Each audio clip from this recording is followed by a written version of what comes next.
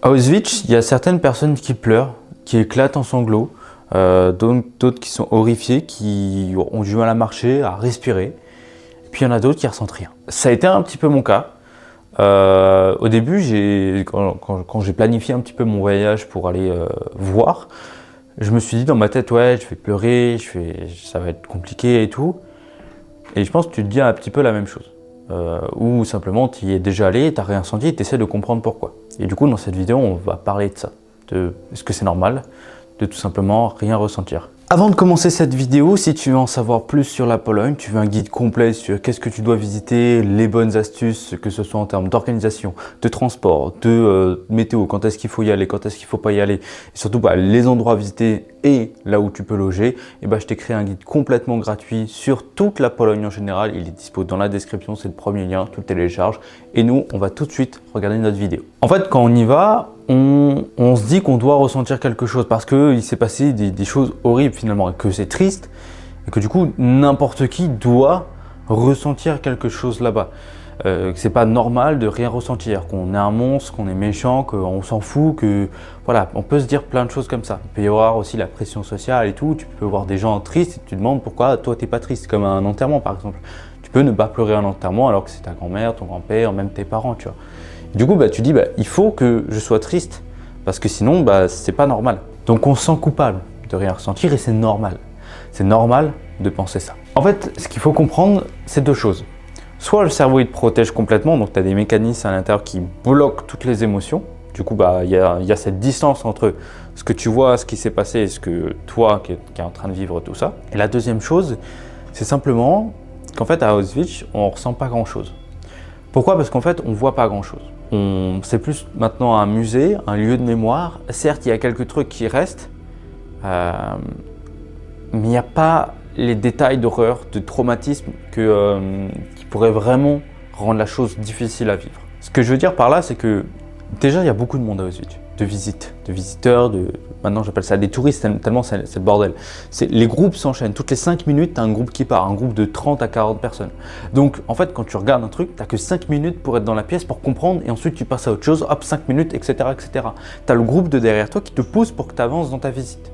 Et donc tu n'as pas le temps de comprendre, tu n'as pas le temps de... C'est devenu trop speed finalement. Tu n'as pas le temps de te poser, de regarder, d'essayer de comprendre. La deuxième chose, c'est que c'est que des vestiges là-bas. Il n'y a rien de... Tu vois pas de corps, tu vois pas de... En fait, tu vois les cheveux, tu as des salles avec les cheveux, les affaires et tout, mais tu n'arrives pas à comprendre que c'était des cheveux des gens. Tu n'arrives pas à mettre un visage là-dessus. Alors certes, tu as plein de photos et tout, mais tu n'arrives pas à comprendre, tu n'arrives pas à le ressentir. Ce qu'il faudrait pour ça, c'est avoir une zone, que je pourrais appeler une zone traumatique. C'est une zone vraiment où il y a tout ce qui se passait, on le revoit, on le ressent. Il y a les gens qui nous parlent, qui nous disent à l'aide, qui crient, tu vois. On voit les gens mourir sur place, tu vois. Là, par contre, ce serait traumatisant. Là, par contre, ce serait choquant. Là, tu pourrais ressentir des émotions. Mais là où on va, dans les camps et tout, il n'y a rien. La plupart des baraques sont détruites. Les seules qui sont encore debout, en fait, c'est des reproductions de baraques. Pourquoi? Parce que pour simplement la visite. En fait, ils les ont détruites parce que les gens, du coup, ils avaient besoin de feu pour se chauffer. Donc, ils ont tout repris. Mais sinon... voilà, en fait, tout ce qui avait été construit est maintenant détruit. Il y a par exemple une ancienne baraque des enfants qui, elle, a été conservée. Là, ça fait bizarre. Après, moi, je l'ai visité le soir et tout, c'était en fin de visite et tout, donc j'étais un petit peu fatigué et voilà, il peut y avoir un petit coup d'émotion, mais toute la journée, j'ai pas ressenti grand-chose. Aussi, notre émotion peut être influencée par la météo et la période et la température à laquelle on va.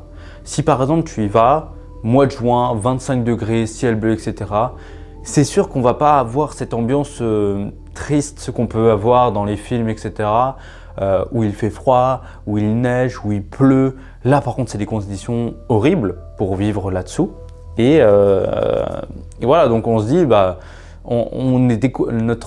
nos émotions sont décorrélées de la météo, en fait. Moi, j'y suis allé, il faisait 1 degré, un truc comme ça.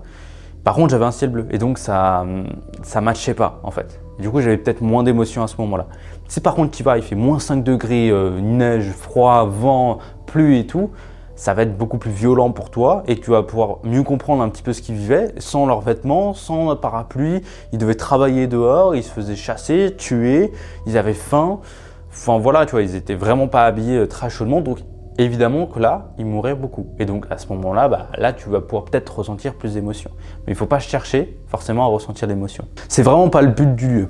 Le but de la visite, et pas du tourisme, c'est d'essayer de comprendre, de se remémorer, de respecter peut-être, tu vois, je sais pas, de voir ce qui a été fait et de tout faire pour pas que ça se reproduise. C'est, je pense, là le but du lieu, le but de la visite, le pourquoi. C'est pas de cocher une case, de dire « Ah, j'ai fait ça, faut absolument qu'il y aille, etc. » Non, il faut se dire « Je pense que c'était important de le faire. » Suivant les gens, c'est important ou non de le faire et les gens, ils s'en fichent, tout simplement. Bon, ok, c'est pas un souci, tu vois, mais des fois, c'est important de le faire pour certains. Et donc, il faut y aller, mais pas dans le but de ressentir une émotion. Alors, l'émotion, elle peut venir plus tard. Moi, elle n'est pas venue plus tard, mais je sais qu'il y a des gens, ils peuvent faire la visite et le soir, le temps de tout comprendre, de tout ingérer, en fait, hop, ça craque d'un coup. Moi, ça m'est pas arrivé, mais ça peut arriver, évidemment. Ça peut, tout simplement, tu peux ne jamais avoir d'émotion, ne vraiment jamais rien vraiment ressentir parce qu'il n'y a pas eu, encore une fois, d'expériences traumatisantes. Moi, quand j'ai fait mon documentaire sur Auschwitz, j'ai dû aller voir des documentaires. Bon, les documentaires qu'on voit à la télé, ça va, c'est soft, mais les images d'archives que tu peux retrouver, là, par contre, c'est violent. Tu vois tout ce qui s'est passé à la découverte des camps. Les Russes qui ont filmé les camps et tout, les Américains, les Anglais, enfin bref, tu vois tout ça. Et là, par contre, c'est beaucoup plus choquant. Donc, si tu ressens rien ou si tu as peur de rien ressentir là-bas, c'est pas grave, c'est normal même. Chacun le vit à sa façon là, il n'y a pas à culpabiliser de ressentir, d'être triste ou des trucs comme ça, ou de ne pas le faire tout simplement. Il faut simplement y aller pour, je sais pas, pour essayer de comprendre. C'est ça le but principal, il ne faut pas y aller pour ressentir une émotion. Voilà pour cette vidéo, j'espère qu'elle t'a plu. Si c'est le cas, n'hésite pas à t'abonner ou même à lâcher un commentaire sur ton voyage que tu vas faire là-bas ou ce que tu as pensé un petit peu de cette vidéo. N'oublie pas, tu as le guide complet sur la Pologne, tout ce que tu dois visiter aussi avec Auschwitz qui est dans la description, toutes les bonnes pratiques, les bonnes adresses et surtout comment y aller, les transports en termes de temps, de saison et tout. Tout est dans ce guide-là qui est complètement gratuit. Donc voilà, de gros bisous, à très vite.